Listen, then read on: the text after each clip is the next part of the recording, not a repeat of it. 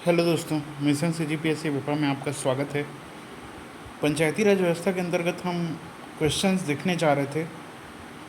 अब तक का ये तीसरा पार्ट है। इसे देखने से पहले आपसे निवेदन है कि आप अन्य दो पार्ट ज़रूर देखें। यहाँ पे 63वां प्रश्न है, जिला पंचायत के उपाध्यक्ष के विरुद्ध अविश्वास प्रस्ताव के विषय में क्या सही है। देखिए, पहला ऑप्शन जो है यह कुल सदस्यों के 3/4 बहुमत से पारित होना चाहिए, गलत है। यह कुल सदस्यों के 2/3 बहुमत से पारित होना चाहिए, ये सही है। तीसरा ऑप्शन है यह उपस्थित तथा मतदान करने वाले 3/4 सदस्यों के द्वारा पारित होना चाहिए, तीसरा भी सही है। चौथा जो है निश्चित रूप से गलत हो गया अगर दूसरा और तीसरा सही है तो। देखिए, अगला ऑप्शन है यहाँ पे पांचवा ऑप्शन, ऐसे सम्मेलन की अध्यक्षता जिला पंचायत के अध्यक्ष द्वारा की जाएगी। जिला पंचायत का अध्यक्ष इस स्थिति में जो अध्यक्षता होता है वो नहीं करता है, जबकि जो ऐसा सम्मेलन होता है ना उसकी अध्यक्षता एक शासकीय अधिकारी द्वारा की जाती है। तो इस तरह से आंसर आपका सी हो जाएगा, 2, 3, 6। अगला प्रश्न देखिए, यदि सरपंच प्रत्यावर्तित किया जाता है तो क्या होगा। वह पद खाली कर देगा, ठीक है, ये सही है।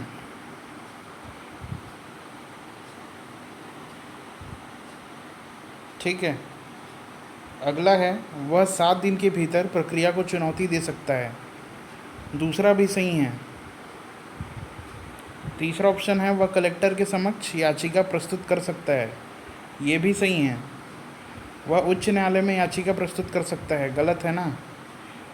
पांचवा है वह निर्णय होने तक अपने पद पर बना रहेगा, ये भी गलत है, पद पर नहीं बना रहेगा वो। अगला प्रश्न है, जनपद पंचायत के विषय में क्या सही है। देखिए, निर्वाचित सदस्यों, अध्यक्ष तथा उपाध्यक्ष का नाम प्रकाशित किया जाएगा, जी बिल्कुल किया जाता है, ठीक है। दूसरा है उक्त प्रकाशन के 30 दिन के भीतर जनपद पंचायत की बैठक बुलाई जाएगी, ये भी बिल्कुल सही है। तीसरा है उक्त प्रकाशन के 15 दिन के भीतर, देखिए अगर दूसरा सही है तो तीसरा तो ऑलरेडी गलत हो गया ना। उक्त प्रकाशन की तिथि से 5 वर्ष की अवधि तक गणना की जाती है, गलत है। ये देखिए, प्रथम सम्मेलन की तिथि से 5 वर्ष तक गणना की जाती है, पांचवा सही है। इस तरह से पहला, दूसरा और पांचवा ऑप्शन ये सही है, सी ऑप्शन। अगला प्रश्न देखिए, ग्राम पंचायत की स्थायी समितियों का सदस्य कौन होता है। ग्राम पंचायत की जो स्थायी समिति है उसके सदस्य जो होते हैं, ठीक है, पंच होते हैं। अगला प्रश्न है, जनपद पंचायत के अध्यक्ष के विषय में क्या सही नहीं है। जनपद पंचायत का अध्यक्ष जिला पंचायत का पदेन सदस्य होता है, बिल्कुल सही है। जनपद का अध्यक्ष जनता द्वारा प्रत्यक्ष रूप से चुना जाता है, ये बिल्कुल गलत है। हमने देखा था कि जो जनपद का सदस्य होता है ना वो प्रत्यक्ष रूप से चुने जाते हैं, अध्यक्ष और उपाध्यक्ष जो होते हैं वो तो अप्रत्यक्ष रूप से चुने जाते हैं ना, इसलिए बी ऑप्शन गलत है। सी ऑप्शन देखिए, अध्यक्ष का कार्यकाल 5 वर्ष का होता है, सही है। डी ऑप्शन जो है अध्यक्ष को अविश्वास प्रस्ताव द्वारा पद से हटाया जा सकता है, ये भी बिल्कुल सही है। तो इस तरह से इसका आंसर बी ऑप्शन हुआ। अगला प्रश्न देखिए, सरपंच अपना त्यागपत्र किसे संबोधित करते हुए देगा। जनपद पंचायत का मुख्य कार्यपालन अधिकारी। देखिए, सरपंच का जो है ना जनपद पंचायत के मुख्य कार्यपालन अधिकारी से कोई लेना देना नहीं है, ना तो इस मामले में कलेक्टर से। आपके दिमाग में एक बार आ सकता है कि संचालक पंचायत हो सकता है, लेकिन संचालक पंचायत को ये नहीं देता है। हमने देखा था कि ये किसको देता है, उप संचालक को, ठीक है। इसलिए इसका आंसर उपरोक्त में से कोई नहीं। अगला प्रश्न देखिए, जिला पंचायत की संरचना के बारे में क्या सही है। देखिए, जिले के मतदाताओं द्वारा निर्वाचित सदस्य, बिल्कुल सही है। जिले से निर्वाचित लोकसभा सदस्य, गलत है। अगला ऑप्शन है जिले से निर्वाचित लोकसभा सदस्य जिनका निर्वाचन क्षेत्र पूरी तरह से नगरीय नहीं है। ठीक है, ये शामिल है, तीसरा सही है इस तरह से।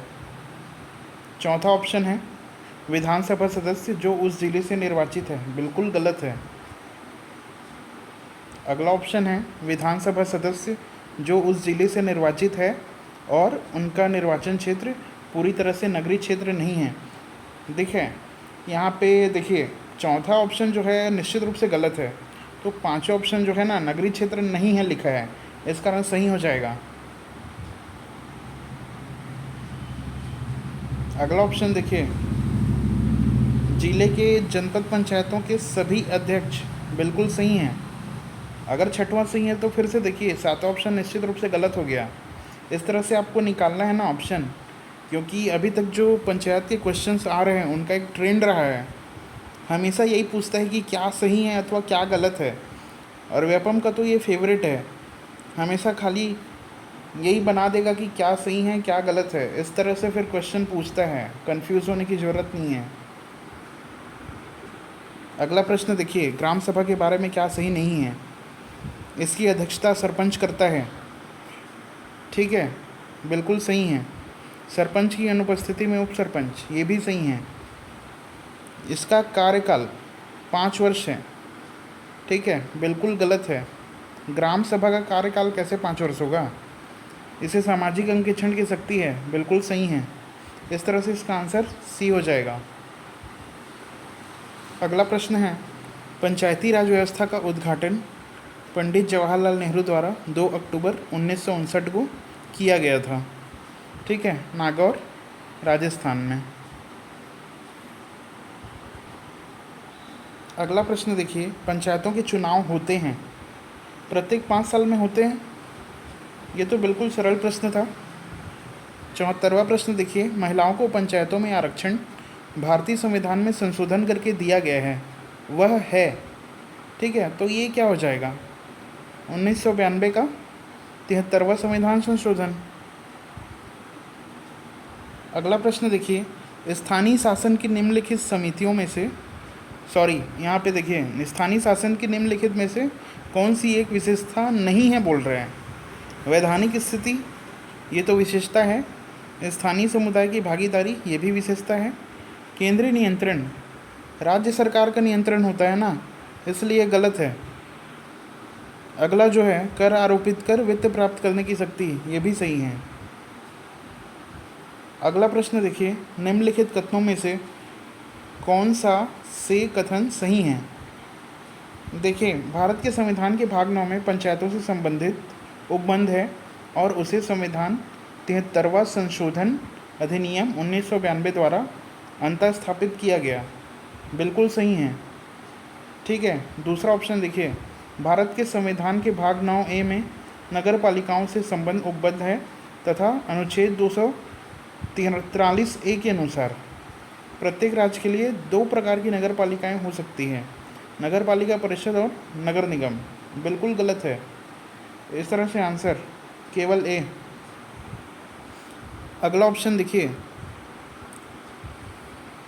राज्य वित्त आयोग का गठन भारत के संविधान के अंतर्गत किया जाता है, अनुच्छेद 243 आई फॉर इनकम याद रख लीजिए, इनकम मतलब वित्त, इसलिए बी जो ऑप्शन है ये सही होगा। अगला प्रश्न देखिए, 73वें संविधान संशोधन द्वारा जोड़ी गई पंचायती राज से संबंधित अनुसूची है, 11वीं अनुसूची संबंधित है, बिल्कुल सरल प्रश्न था ये। अगला है, ब्लॉक स्तर पर पंचायत समिति है, प्रशासनिक प्राधिकरण है एक, ठीक है, यही समिति है। अगला देखिए, पंचायती राज को संवैधानिक स्थिति प्रदान करने की संस्तुति निम्न में से किस कमेटी द्वारा की गई थी। LM Singhvi committee. आपको यहाँ पे बलवंत राय मेहता कमेटी नहीं मार देना है ना, ध्यान रखिए, ML सिंघवी समिति। अगला प्रश्न है, भारतीय संविधान का 73वां संशोधन प्रावधान करता है? पंचायत चुनाव को आदेशात्मक तथा लोक विधानसभा जो चुनाव के समकक्ष बनाने का यही करता है। ठीक है, ये तीसरा पार्ट यहीं पे समाप्त होता है दोस्तों, और ये आखिरी पार्ट था।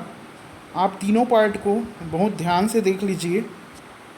ये आपके आने वाले एग्ज़ाम्स में ये निश्चित तौर पे 90% क्वेश्चंस या उनके कॉन्सेप्ट आपको काम आएंगे।